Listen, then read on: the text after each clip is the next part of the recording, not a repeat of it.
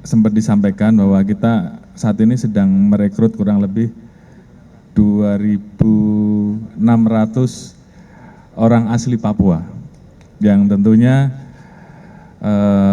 ini akan sangat efektif apabila nanti pada saat mereka dikembalikan untuk berdinas di Papua diberikan pembekalan.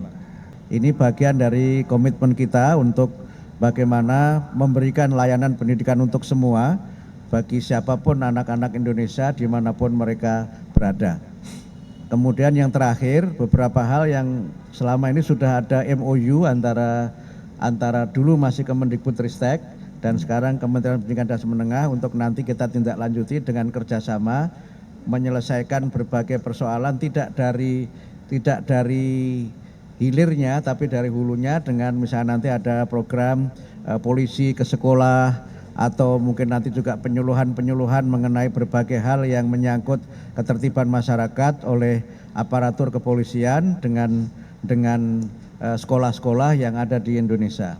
Tadi juga disampaikan beberapa gagasan untuk kegiatan pramuka dan termasuk dalamnya adalah pramuka Bayangkara juga mungkin nanti coba kita eksplorasi untuk dihidupkan lagi karena kepanduan pramuka dan juga kepanduan yang lainnya ini juga kita perlukan untuk membentuk jiwa Bayangkara dan juga sikap-sikap di kalangan para pelajar ini dengan kedisiplinan dan berbagai hal yang positif untuk masa depan mereka.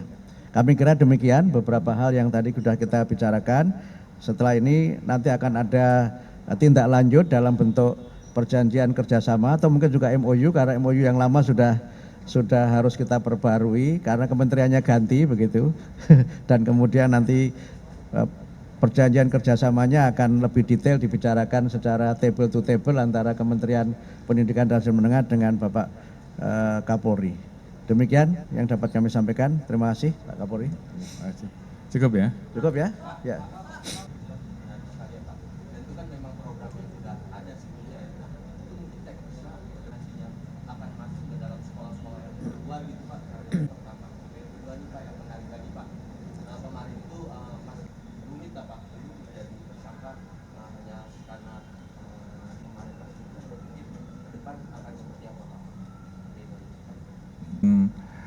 Program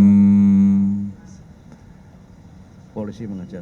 Bagaimana polisi ikut dalam kegiatan mendidik ya, utamanya di wilayah-wilayah seperti Papua yang tadi kita sampaikan. Memang kita sudah ada program polisi Piajar, polisi pergi mengajar. Biasanya itu dilakukan oleh anak-anak buah kita yang menjadi Babin Kamtibmas atau menjadi anggota-anggota yang ada di wilayah Papua. Tadi sempat disampaikan bahwa kita saat ini sedang merekrut kurang lebih 2.600 orang asli Papua yang tentunya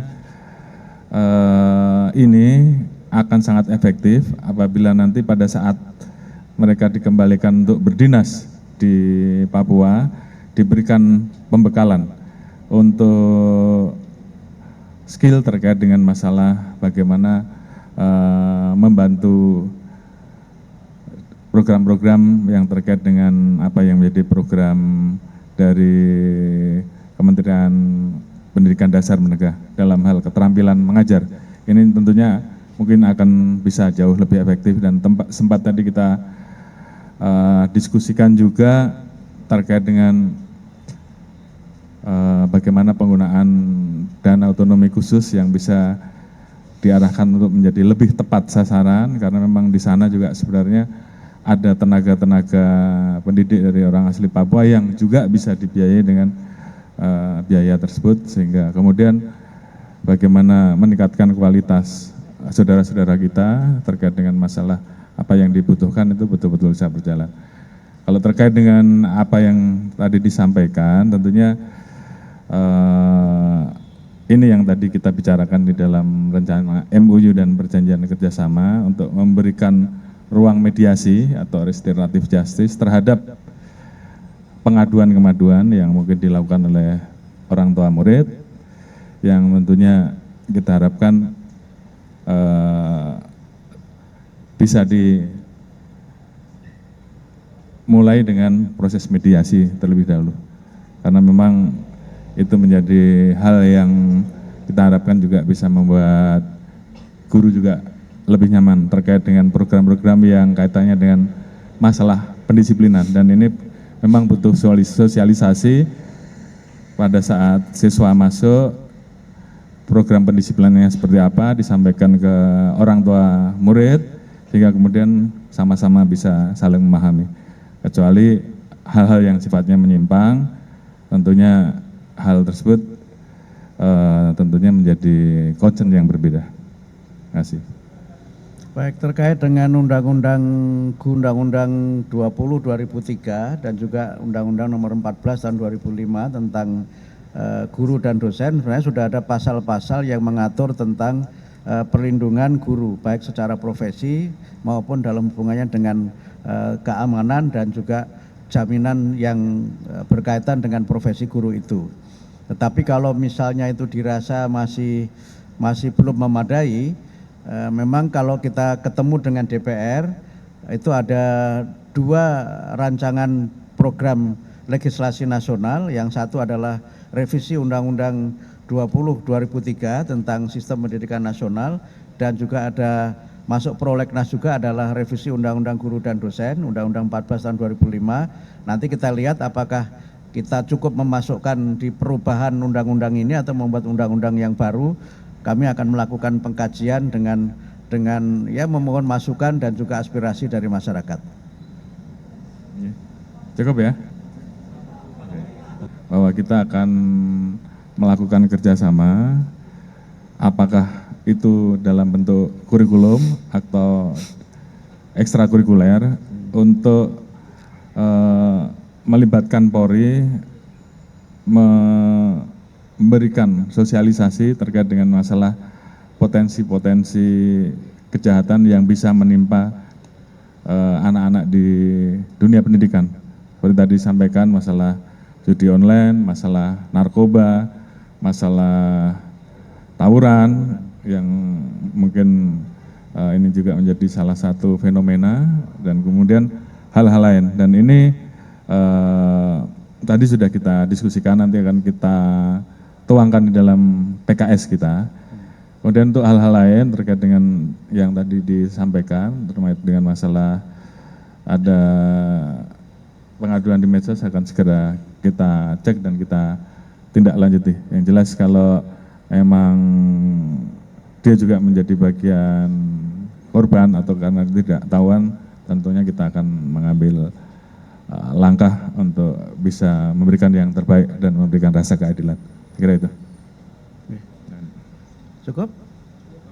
Oh, gimana Pak? Ada murid yang dia melanggar aturan, dan mohon maaf misalnya mereka yang ada persoalan-persoalan menyangkut asusila dan sebagainya, itu cenderung dikeluarkan.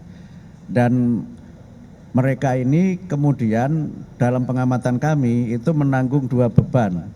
Pertama adalah beban karena dia sudah dikeluarkan dari sekolah, yang kedua adalah beban bahwa dia juga punya masalah dengan apa yang terjadi pada dirinya, sehingga banyak kelompok-kelompok ini sebenarnya masih berusia muda, masih berusia remaja, dan masih dalam masa usia sekolah juga, sehingga mereka ini tidak mendapatkan layanan pendidikan karena sekolah formal tidak bisa menerima. Karena itu maka 2 opsi yang ada dalam pikiran kami sekarang, kalau kita meniru negara lain, itu ada namanya cottage school yang dikembangkan di Amerika, yang memang itu khusus untuk mereka yang secara psikologis, secara sosial ada masalah, dan mereka memang belajar di tempat pendidikan tertentu. Kemudian yang kedua, kemungkinan juga bisa dengan pendekatan boarding, yang selama ini juga beberapa sudah ada dilakukan oleh beberapa organisasi kemasyarakatan. Tapi nanti formatnya seperti apa akan kita lakukan kajian lebih mendalam lagi, karena memang kami juga harus memiliki data yang cukup akurat untuk memastikan bagaimana penanganan ini bisa kami lakukan, sehingga mereka yang sudah menjadi korban ini tidak mendapatkan 2 masalah gitu. Seperti dulu kan ada kekerasan seksual yang dialami beberapa murid kan, mereka sesungguhnya korban, tapi kemudian malah dikeluarkan, dan ketika ditampung di sekolah formal itu masyarakat memiliki penilaian negatif terhadap sekolah formal yang mau menampung mereka. Sehingga harus ada jalan keluar karena mereka tetap ingin belajar dan mereka harus kita berikan kesempatan untuk bisa tumbuh sebagai generasi bangsa yang hebat dan kuat dengan pendidikan yang kita berikan itu. Gitu. Oke, cukup ya. Masih ya, masih.